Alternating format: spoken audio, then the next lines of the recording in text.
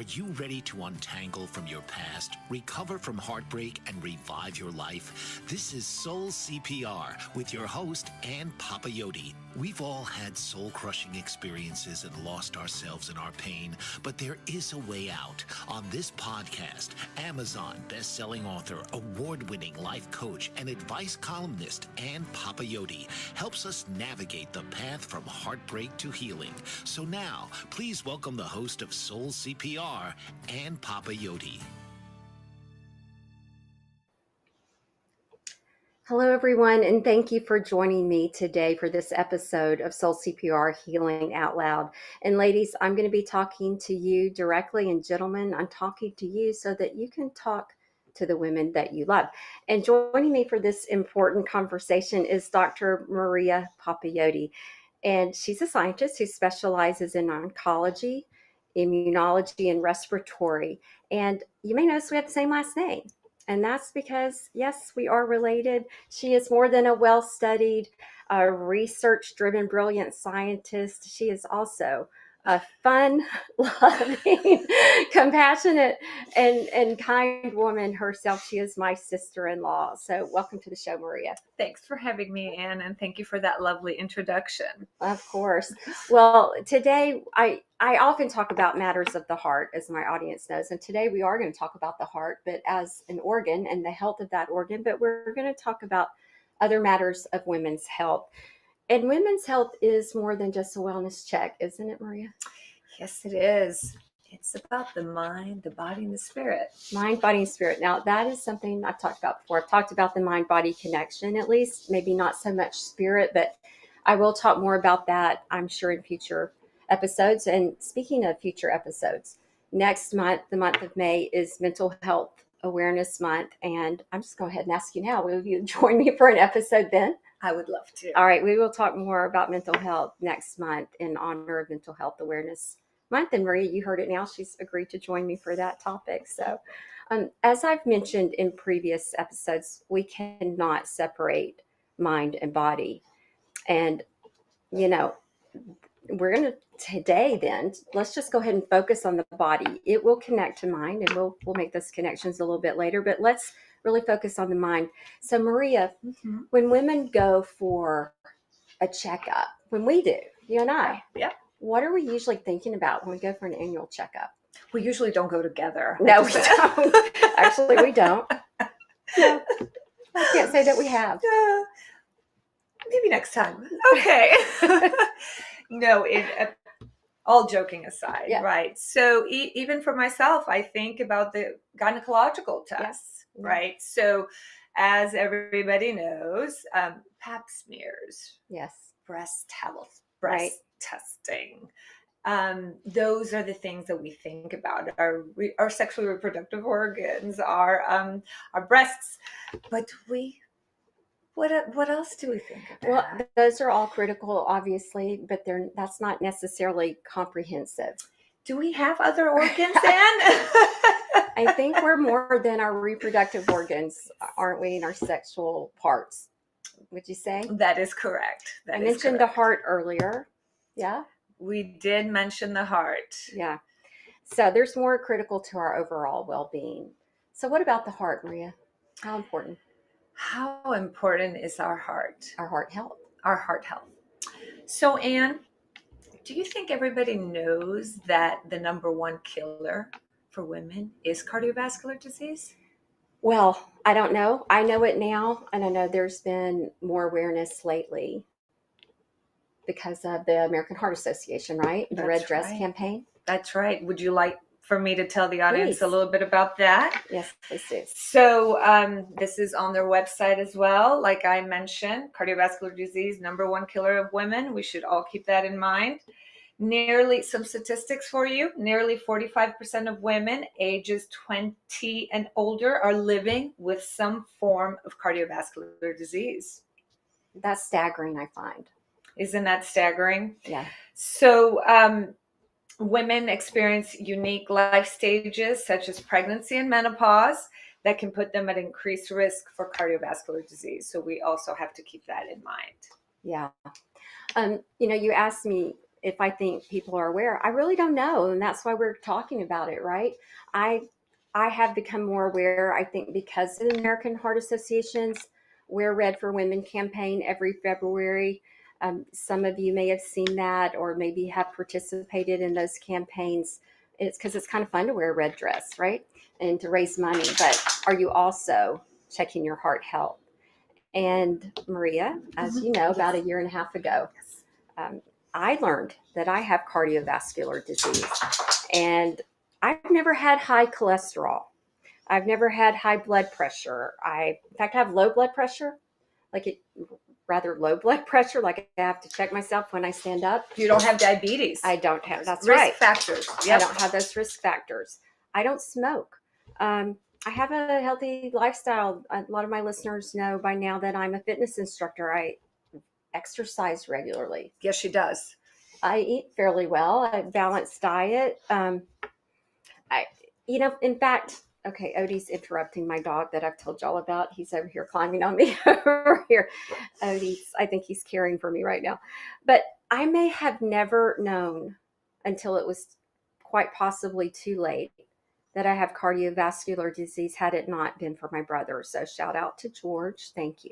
Just so happens that he is a professional pilot, and because of so, he has to go through extensive physical examinations on a regular basis. And a couple of years ago, he was diagnosed with cardiovascular disease himself. He was asymptomatic, but through those tests, he had to go through some more invasive testing, and ultimately he had quadruple bypass. But through that, he told me he wanted me to go have this non-invasive test called a cardiac CT calcium score. It's quick, convenient, non-invasive, little scan to check the plaque in my blood vessels. And I'm like, okay, challenge accepted. I'm going to do this. I'm going to show you that I'm all right. But guess what? The results came back, and I had more than a 50% blockage in my left anterior descending artery, which is known as the widowmaker. And isn't that like one of the main arteries? It supplies 50% of the blood to your heart muscle. So yes, it's quite important artery. So now, even though I don't have high cholesterol, I am on a cholesterol medication to prevent any increased plaque buildup in my arteries. The rest of my arteries were clean, and that was a blessing. But and I don't have to have any kind of invasive surgery. I did have to have a more invasive test done to check to see if the blood was flowing properly and fully, and that was a successful test. But let me tell you, this test took 10 minutes. It cost me $95. It was not covered by insurance, but I would encourage anyone with 10 minutes and about $100, in case it costs something different, to put this test on your to-do list. 10 minutes, $100. Put the calcium score test on your to-do list. All right. And perhaps, of course, discuss with your doctor. Yes, please do. And I'm asking you to do the same, Maria, because I do have physicals and wellness exams, and I had never heard of it. Yeah. And speaking of physicals and wellness exams, I just want to also point out that I've noticed in doing research, even for this show, that there's a difference in terminology, that a women's wellness exam may only mean that reproductive health and breast health, whereas a physical or a comprehensive women's checkup may mean something different. So Maria, you want to talk to us a little bit about that? Yes. So let's talk a little bit about comprehensive blood test panel. Okay. And that would happen at something beyond the gynecological visit, right? Of course. So these are the 9 that I want us to think about, that we should know about when doing a comprehensive blood test. So hormones. Okay. So looking at estradiol and testosterone. So a hormonal balance assessment. Very important. Thyroid function test. Okay. Of course, for your TSH, which is the thyroid hormone. So knowing the levels of your thyroid hormone is very important. Complete blood count, which everybody knows, red blood cells, platelets, all that. Blood glucose testing. So knowing your risk for diabetes, very, very important. A1C, right? We've talked about A1C with a relative recently. Yes, we have. Know your A1C level. Lipid profile. You did mention that cholesterol is, if you have high cholesterol, it is a risk factor for cardiovascular disease. Lipid profile, so cholesterol, triglycerides, liver function test, liver enzymes, for example, kidney function tests, vitamin D levals, always very, very, very important. Yes. And then there's this, it's called C-reactive protein, but CRP levels can indicate the amount of inflammation in your body. These are just some of the major ones that we need to know about. So like a complete blood profile workup is something that you would have at a comprehensive checkup or a full physical. That should be checked regularly. And Maria, you mentioned pregnancy, menopause, these big life marker changes when things can change and when we might need different ones. And again, checking with our doctors, finding out what might be the right time to add new tests in. But these blood tests that really are kind of basic, really to know some biometrics for ourselves. Great word. What about blood pressure? Blood pressure. Yes, I mentioned I always have run a low blood pressure. So I know what my number is basically. So if I do have a different number, I tell them that's not my normal. I know. So we know the word is hypertension, Okay. that's so definitely very important because it is a risk factor, again, for cardiovascular disease. Interesting. Important to know. We discussed cholesterol.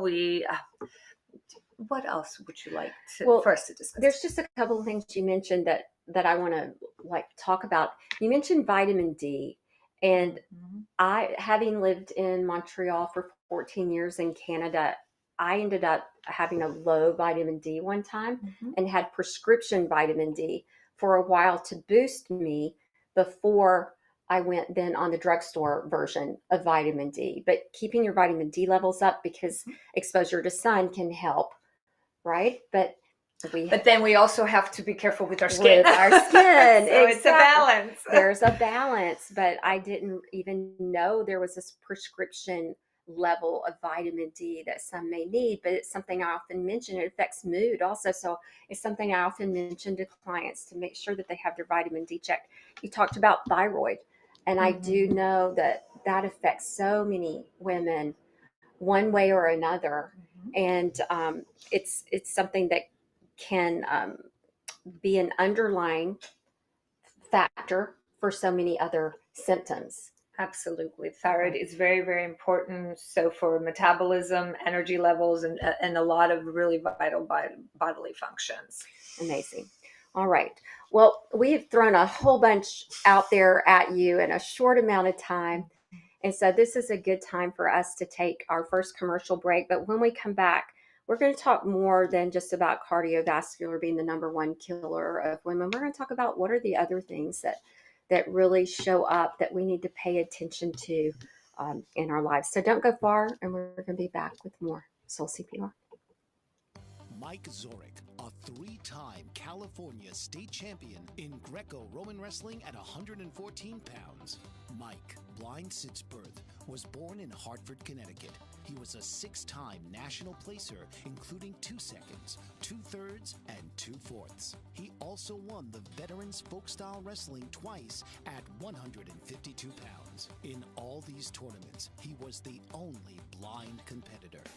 Nancy Zorek, a creative spirit whose talents have taken her to the stage and into galleries and exhibitions in several states. Her father, a commercial artist who shared his instruments with his daughter and helped her fine-tune her natural abilities, influenced her decision to follow in his footsteps. Ms. Zorek has enjoyed a fruitful career doing what she loves. Listen Saturday mornings at 12 Eastern for the Nancy and Mike Show for heartwarming stories and interesting talk on the BBM Global Network. Dr. RC will share extraordinary resources and services that promote educational success, as well as making a difference in the lives of all social workers, as well as the lives of children, adolescents, and teens of today. She will have open discussions addressing many of the issues that we face about our youth and how being employed in the uniquely skilled profession of social work for over 18 years has taught invaluable lessons through her personal experiences. She will also provide real-life facts, examples, and personal stories that will confirm that why serving as a child advocate is extremely beneficial when addressing the needs of the whole child. Listen live to Dare to Soar, Saturdays, 10 a.m. Eastern on the BBM Global Network, and tune in radio as Dr. RC will provide thought-provoking information that will empower, encourage, and strengthen students, families, and communities across our nation. You can also visit her at soarwithkatie.com. Hi, everyone. Welcome back to Soul CPR. I'm Ann Papayoti. I'm here with my sister-in-law, Dr. Maria Papayoti. She's a scientist specializing in oncology, immunology, and respiratory diseases. And so I'm so happy to have her here with me to talk about these things. And so back to women, we mentioned that cardiovascular disease is the number one killer. And I've revealed that I actually have it, even though I have none of the precursors for it. So it's important that you and even though I was asymptomatic, and there was a test that may have saved my life, and I want everyone to know about this test, ask about it, see if it's something that your doctor would recommend for you. Maria, what are the other, maybe in the top 5, that women need to know about and pay attention to? Right. So I will mention the top 5, and then we can have a little bit of discussion about it. So we already discussed heart disease. Number 2, cancer. Okay, that's really no surprise, I think, No maybe surprise. for most of us. No surprise. The third one is stroke, which again ties into cardiovascular disease, obviously. 4th one is chronic lower respiratory disease. Okay. So things like asthma, COPD, chronic obstructive pulmonary disease. And then number 5, Alzheimer's disease. Okay, this wow. is for women in the U.S. Yes, the more recent data. Okay. So if we go back to number 2 and Sure. cancer, is there a specific type of cancer or cancers that are really affecting women the most? So I'm going to rattle off the ones that affect the women the most. Okay. You're not going to be surprised with the first one. Everybody knows breast cancer. Okay. Colorectal cancer. Yes. Yes. Mm-hmm. And now the screening, I'm sure you probably heard in the news, they have recommended the screening now for people with a normal risk. So not high risk. It's 45 years old. It used to be 50. Yeah, it's coming down. It's coming down. Yeah. Lung cancer. Of course, the big risk factor here, everybody knows, is smoking. Mm-hmm. So they do suggest, if you are in a high risk group, to definitely talk to your doctor about it. Possibly, get tested for lung cancer. Do screening. For lung cancer, cervical cancer. Again, we're back to the gynecologic types of cancers. We do know that having regular pap smears is helpful for that. For the young ones, there's also an HPV vaccine that is available. Endometrial cancer, ovarian cancer, and we're going back to the gynecological types. Organs, yeah. Exactly. Skin cancer. Skin cancer, yes. My guest that I had on, Monica, with melanoma, yes. So skin cancers, and they're getting younger, is something she shared.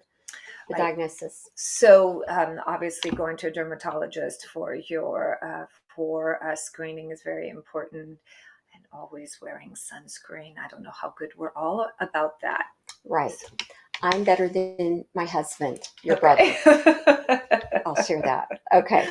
All right. So cancers. That's number 2. Number 3 you said was what? Stroke, which again ties in into cardiovascular health, right? So let's talk a little bit about risk factors again for stroke. High blood pressure. We keep coming back to that, right? Of course, we said that's called hypertension. For women, certain birth control methods, pills, and smoking. If you tie those two together, I think everybody has heard about that. Obesity. Yeah.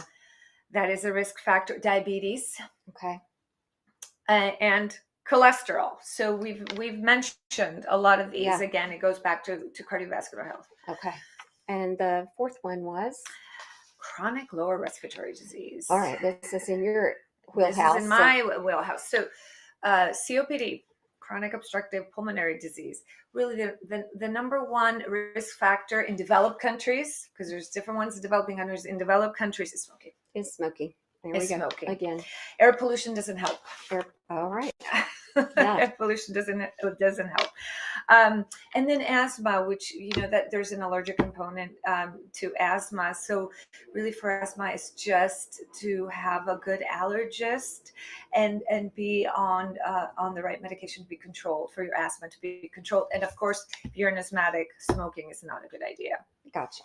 All right. And the final one was Alzheimer's. It was Alzheimer's disease, which is under the umbrella of dementia. Mm-hmm. And, as you know, we've talked about we're going to talk about this, but my mother, your mother-in-law, does have dementia. Mm-hmm. So as women, we know, are living well in their 80s. Yes. Mom is in her 80s. Yeah. It's also part of the normal aging of the brain.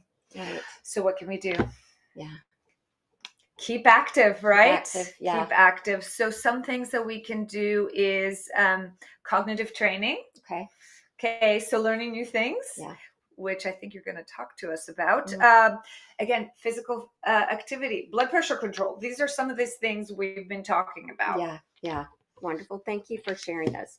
So something that always comes to my mind is, why don't we go have our checkups? Why don't we go to the doctor? Why don't we do these things? Yeah. Maria? I don't have time. Time. All right. So that's an excuse. Excuses. All right. So time is one excuse I do hear a lot. All right. Time, which means it's not a priority in your time, because mm-hmm. we're all created equal. I say this a lot. You may have already heard me say it or will hear me say it. We're all created equal when it comes to time. We got 24 hours in a day. How do you budget your 24 hours? What are your priorities? That's what it comes down to. And sometimes priority is taking care of someone else. That's right. Mothers, moms, I know we put others first, right? Often. Or now you might be the caregiver of someone else. We put others first, but I'm going to say it. I was a flight attendant eons ago, and that whole put your own oxygen mask on first before helping others. There's a reason, and the literal reason there is because hypoxia will set in, lack of oxygen to the brain, and you think you're putting it on your mouth, but you're putting it on your ear, and you're not helping yourself. And maybe you got one on one person before you put it on yourself, but had you put it on yourself first, you could have helped countless others. So trust me, if helping people is important to you, your kids, your family, your extended family, whatever, you've got to take care of yourself. So that priority, going back to allocating time for yourself, really matters. So no excuses, please. Now, what's some other reasons you can think of why people won't go? Fear. Fear of what?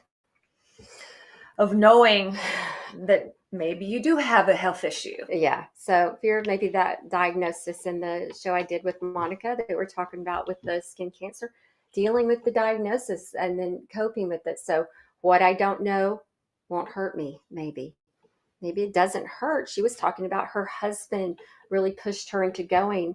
It just looked kind of like, she said, kind of like a pimple, like a little growth, and it doesn't hurt her. Why go? Right? What I don't know doesn't hurt me. That's one thing.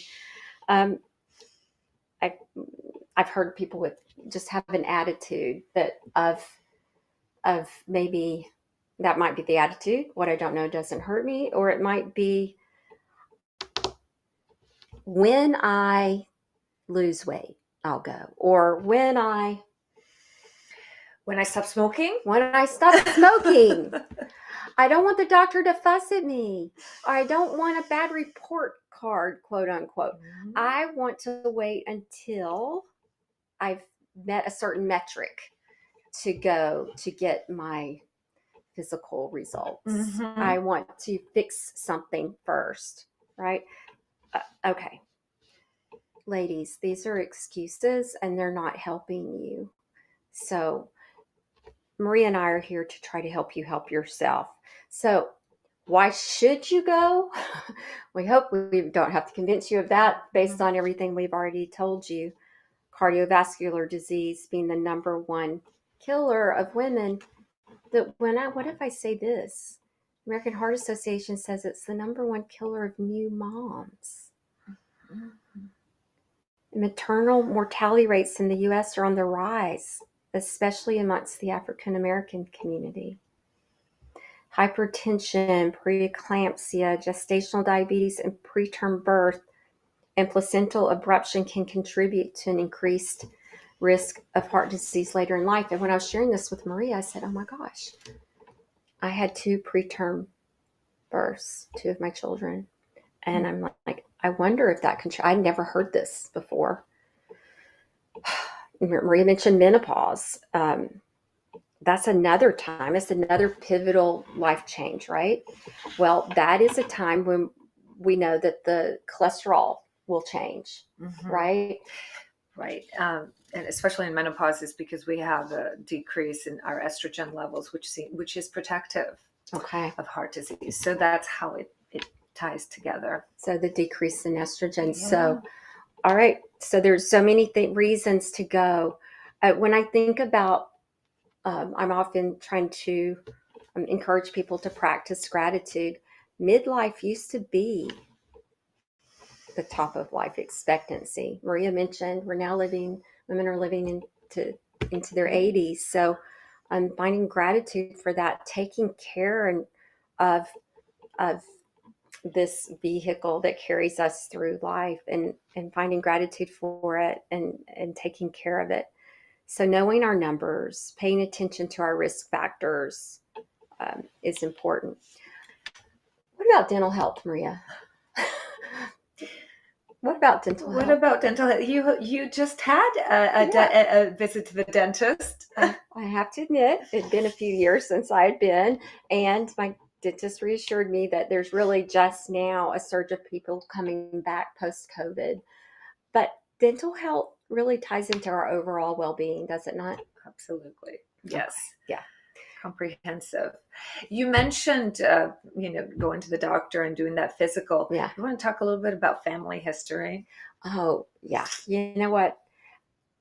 Every time I go to a doctor, even a dentist, they ask you to fill out a family history, right? And it's like, oh my gosh, here I go again. I got to remember. I can't remember that. That's been so long ago. But how important is family history? So usually, Anne, as you said, you'll remember they usually ask you about your parents, your grandparents, your siblings. Okay. Yeah. Okay. Mm-hmm. And why is it important? I know we all roll our eyes. We're like, oh, we have to fill this 5-page out questionnaire and try to remember.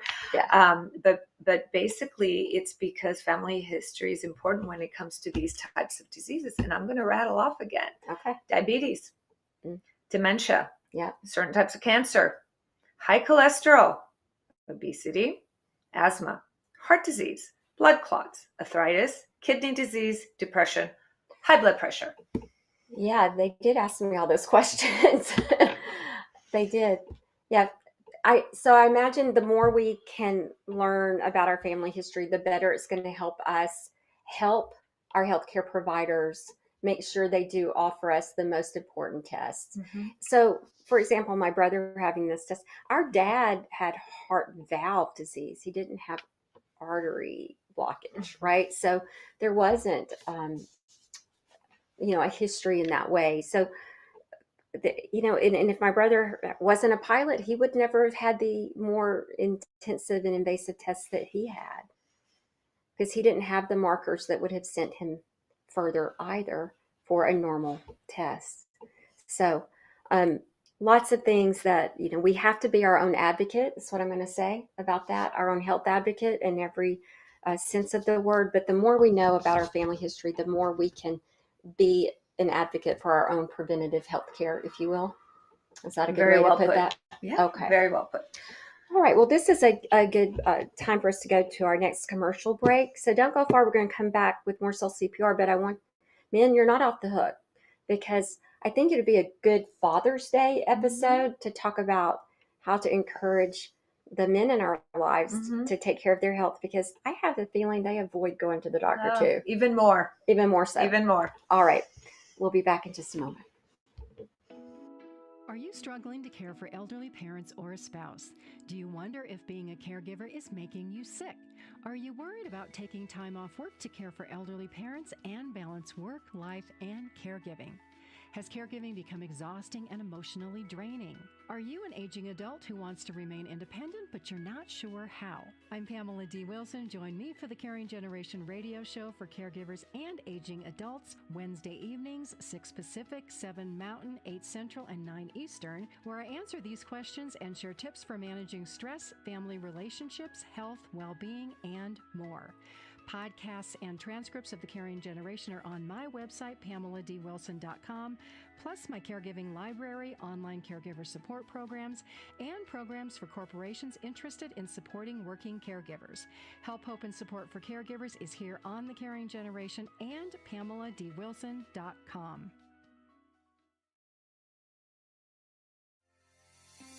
Author, radio show host, and coach John M. Hawkins reveals strategies to help gain perspective, build confidence, find clarity, achieve goals. John M. Hawkins' new book, Coached to Greatness: Unlock Your Full Potential with Limitless Growth, published by iUniverse. Hawkins reveals strategies to help readers accomplish more. He believes the book can coach them to greatness. Hawkins says that the best athletes get to the top of their sport with the help of coaches, mentors, and others. He shares guidance that helps readers reflect on what motivates them. We discover and assess their core values, philosophies, and competencies, find settings that allow them to be the most productive, and track their progress towards accomplishing goals. Listen to John Hawkins' My Strategy, Saturdays, 1 p.m. Eastern on the BBM Global Network and TuneIn Radio. Hello, everyone, and welcome back to Soul CPR. I'm here today with my sister-in-law, Dr. Maria Papayoti. Say hello. Hello. I caught her off guard. Yes. She's always researching, even when she's not. Like, anyway, today we're talking about women's health and some very serious matters, but we also want to give hope to things. But I mentioned earlier about going back to the dentist after taking a few years break, and I imagine I'm not the only one, because my dentist said he's just now seeing a resurgence post-COVID. And one thing that kicks my butt back into the dental chair was some research I read where they're connecting gum disease to an increased risk for Alzheimer's, Maria. And I'm like, wow, okay, got it, and don't want it. So I'm gonna move in that direction. There's another research I read that I found very interesting when we were looking at life expectancy for women, and Maria had shared that we're living to our 80s, and it's progressively increasing, right? Yeah. Year over year. Over time, yes. Over time. Our lifespan has increased over time, but there are certain factors, such as obesity, that may take us back. So we really, really need to pay attention to that. Okay, awesome. Awesome information, because it's things, and I know there's some bad drugs on the market, and we had this conversation at dinner the other night with a friend who has diabetes. She can't get her medicine because it's being used for weight loss, but it's more of that trend thing. That's a whole nother conversation. But another interesting research I read when it comes to lifespan was that shorter women or people live longer than taller women or people, just like smaller animals live longer than larger ones. And you know what? And I thought, oh, well, then I'm going to quit stretching. Then I said no, because I'm shrinking with age. So anyway, just osteoporosis kicks in. Yes. Okay. Sidebar. I digress. But I do want to ask you, Maria, what about stress? Because I've talked about that and how it affects us mentally, and it can then manifest physically. Yes. What about stress in our bodies?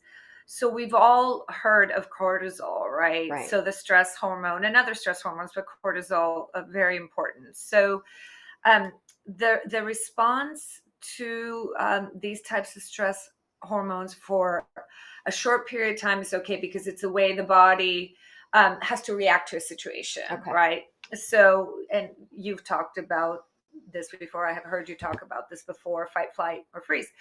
But if it comes chronic, if it's chronic stress, it can have a detrimental effect on your health. So digestive problems, weight gain, anxiety, depression, headache, sleep problems, memory, concentration issues, and things we've talked about: high blood pressure, heart disease, stroke.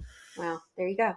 So stress is an underlying thing to many of the things that we're saying actually are behind the leading causes of death in women.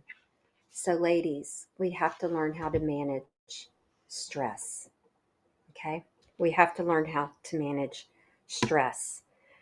Maria, can we go back through what are the most important tests for women, in case anybody's taking notes? The most important tests that women make sure that they have on an annual visit. Right.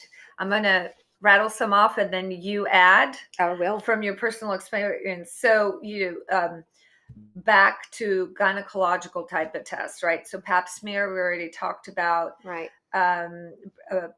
For our breasts, right? Mammograms, very important. Colonoscopies. Yes. We keep forgetting that one. That has to be done. Yeah. Now the age for normal risk is, like I mentioned before, is 45. Mm-hmm. Is it a pleasant test, Anne? It's not hard. I'm just going to go ahead and say it's not horrible. It's not horrible. It's not. I've had 2 now, and it's not horrible. Just do it. Just do it. I have lost a friend to this insidious disease. Once you lose somebody to something like this, you'll book the appointment. Do it. And we have seen younger, right, younger Mm-hmm. patients having this disease and dying from this disease. So very, very important. The blood test we discussed. Yes. So comprehensive blood test. Okay. We talked about cholesterol, glucose levels. I mentioned red blood cells, white blood cells. Oh goodness, is there? I'm sure. Oh, skin. Yes. How can we? Dermatologist. Dermatology. So some specialty appointments here. Lung screening if you're a smoker or high risk. Right. Okay. So if you kind of just scan your body and you think about your major organs, yes, right? Yes. But you get the comprehensive blood test and anything that you have a family history for.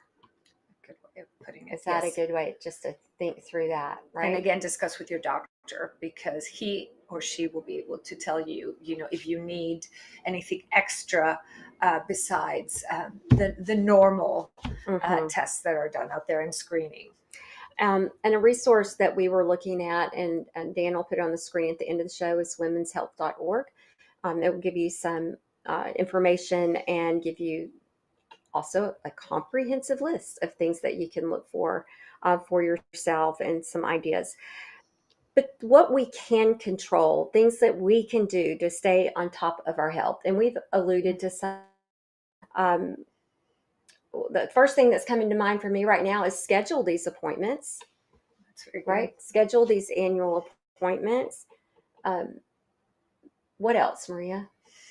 Some of the things that we already mentioned. So a healthy diet. A healthy diet. Yes, a healthy and balanced diet. We do know this. We all know it. And why we don't do it, right, becomes into question. I tell you right now, I know from myself, from previous habits, from clients, it's often stress. So again, managing stress, learning to manage stress, to cope with that. Get outside help if you need that. Meet with a nutritionist, meet with a life coach, whatever it is that you need to learn how to manage stress so that you can fix that. Because what we got to do is ID the areas that need to change in our lives.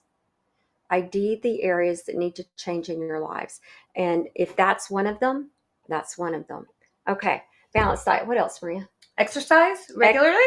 Exercise regularly. So if you already are, I think the recommendation from the American Heart Association was 150 minutes or 2.5 hours, basically, of moderate exercise per week. Now, maybe you're already doing that. Maybe you need to increase it. Maybe it needs to be a change up or something different. I don't know, but Mm-hmm. Get up and move your body, Mm-hmm. right? Move your body. I like it.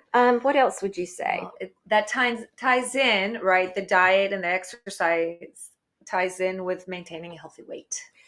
Maintaining a healthy weight. Maintaining a healthy weight, if you don't already have it, then it's going to be working to move towards it, whether you're underweight or overweight. So finding that. So some people will say it's math, right? Calories in versus calories out, but it's not always that simple. It's also the quality of the calories. So again, if you struggle with that, I would encourage you to work with a nutritionist to help you find what what's missing for you, or what the how to bridge that to make that the healthiest practice for you. Going back to those regular annual appointments, I'd say don't miss any red flags between those. Go in and check on those. Check on the red flags that are in between the annual visits. Don't wait for, well, I'm going in 6 months anyway. You know what I mean? That becomes the excuse. So don't let things build up. Smoking came up how many times today, Maria? It has come up quite a bit. Come up quite a bit. So smoking is hazardous for your health. There's no other way to say it. So are you a chronic smoker? Are you a situational smoker, social smoker? Whatever it is, I hope we've convinced you that smoking is harmful to your health. If you drink alcohol, moderation is everything we've read for studies. It's about moderation, right? I'm going to encourage everyone to get that calcium score test. Put that on your list, please, when you make that appointment. And to basically develop some kind of protocol for yourself, including all of these things, these lifestyle changes, including a mindset that's going to allow you to thrive. And part of that mindset, I believe, is going to be surrounding yourself with positive people, allowing humor in your journey, allowing some humor in your journey. How important is humor, do you believe, to a healthy lifestyle? It is the magic. It really is. I mean, we often hear laughter's the best medicine. Yeah, and I think there's some scientific proof to that in some studies, that laughter is good medicine. So find some humor in your life if it's not there. And how about positive self-talk on this journey?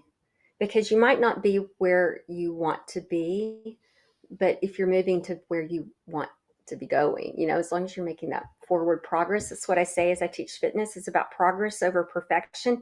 Some practice positive self-talk. It'll go quite a long way. So those are the things that I would say are how to stay on top of your health, and some of the most important things that go along with making sure you get the right testing and comprehensive health care, if you would. Anything you'd add to that, Maria? No, I think that's pretty comprehensive. Is that pretty comprehensive? All right. Well, at this point in the show, we'll take our final commercial break, and when we come back, I've got a special story to share with you. So don't go far. We'll be back with more Soul CPR.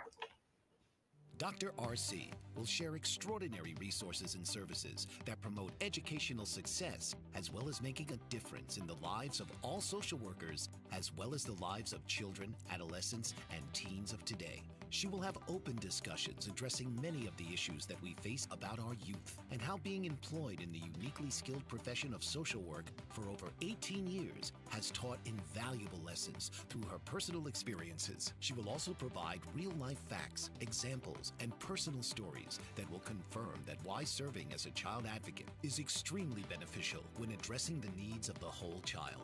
Listen live to Dare to Soar, Saturdays 10 a.m. Eastern on the BBM Global Network, and tune in radio as Dr. RC will provide thought-provoking information that will empower, encourage, and strengthen students, families, and communities across our nation. You can also visit her at soarwithkatie.com. Mike Zorich, a three-time California state champion in Greco-Roman wrestling at 114 pounds. Mike, blind since birth, was born in Hartford, Connecticut. He was a six-time national placer, including 2 seconds, 2/3, and 2/4. He also won the Veterans Folk-Style Wrestling twice at 152 pounds. In all these tournaments, he was the only blind competitor.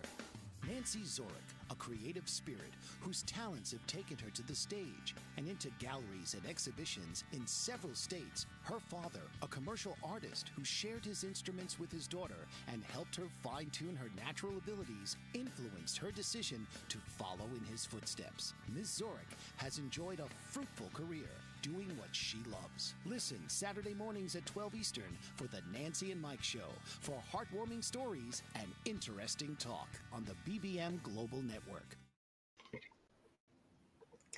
Welcome back to Soul CPR, everyone. I'm Ann and this is Maria, and today we've been talking about women's health and all the important screenings that women need to have and getting rid of the excuses and really taking responsibility for your own health journey. And there's something I wanted to share with everyone today on the show, and it's that until now it was only shared with a small, intimate circle. But I'd had a recent health scare, and when I was doing the show dealing with the diagnosis and my guest, Monica, was sharing her journey, I sat quietly and was thinking of mine because I didn't know my outcome yet. But I was listening to her and learning from her as she was discussing how she was coping with her diagnosis. And at the time, I was undergoing testing and waiting on results and being referred to specialists. And for months, I had dealt with symptoms like vertigo, and then that subsided. But then I had like just balance issues and then hemifacial spasms, and the balance issues eventually subsided. But I'd been screened for infections and for stroke and seizures, and then I had multiple MRIs, all looking for tumors or other possible sources, including cancers. And based on the findings, I do have 2 cysts in my brain. One is insignificant, another is considered to be large in the cerebellum, causing what's called mass effect or putting pressure on the brain. And it's in the area that controls balance and coordination. And so then I was referred to a neurosurgeon. And before getting an appointment with him, the balance issues really started improving. But I was still having the facial spasms, and I still do. And just this last Friday, I finally saw the surgeon, and I was prepared to face, whatever the outcome was going to be. And I had Maria accompany me, and for moral support, and also for her expertise, and to be there to ask any complicated questions that I might forego asking or miss. And I'd also already had a small support system in place with a couple of friends, and even one who'd had a cyst-like tumor removed, who was prepared to share his journey with me of the recovery, because the recovery can be quite long.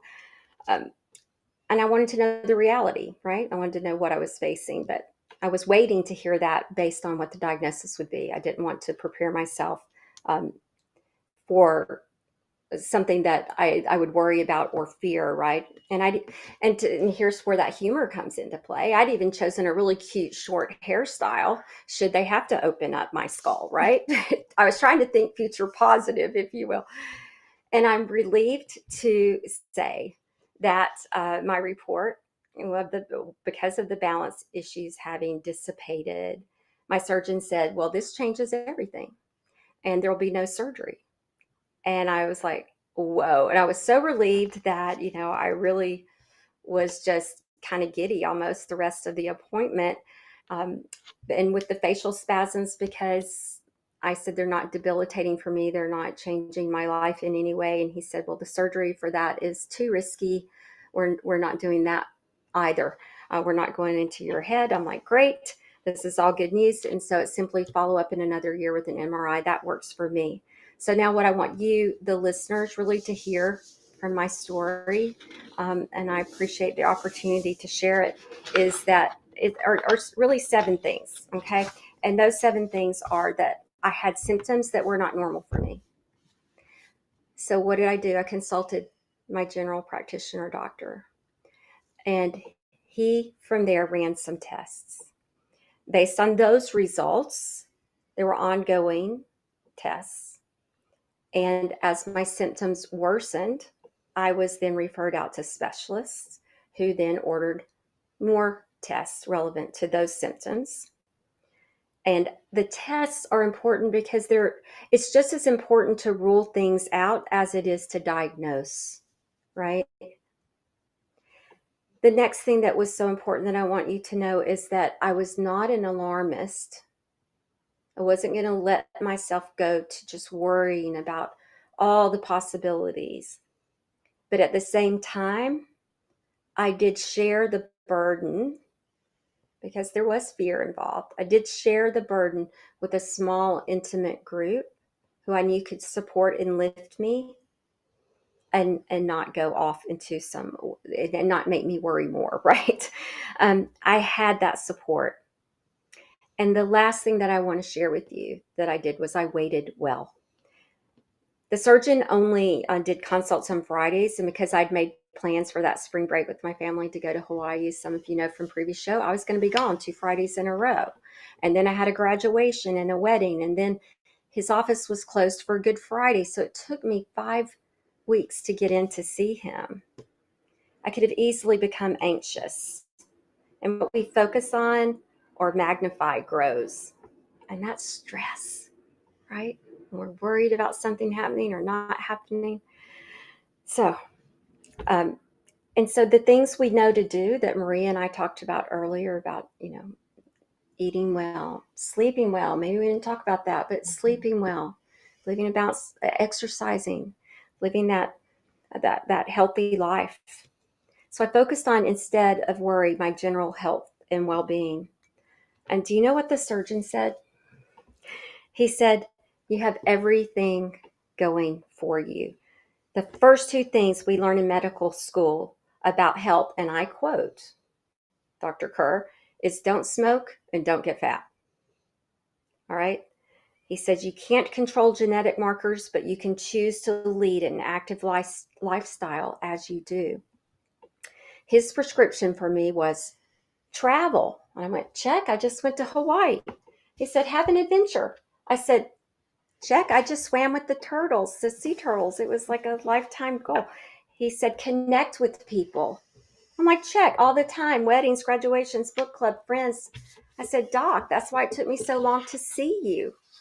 And then he added, learn something new, as Maria said earlier. And I said, okay, I guess I'm going to learn how to crochet. He said, no, try something harder.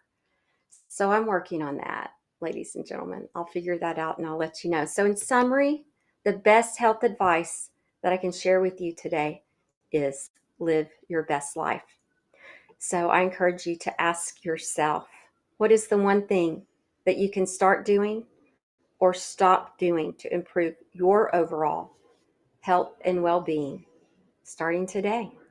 Make shift happen. Maria, thank you for joining me today and sharing your expertise. I know you have a few appointments of your own to make. Yes, I do. Yeah, and I'm going to hold you accountable right after today's show. You've been there for me, and I'll be there for you. So as we conclude this episode of Soul CPR Healing Out Loud, remember that healing is not a linear journey. It is a profound process of transformation. If today's stories resonated with you, share the podcast with someone who might need a lifeline of their own. Subscribe, rate, and leave a review to help us reach more hearts. And you can connect with me on social media.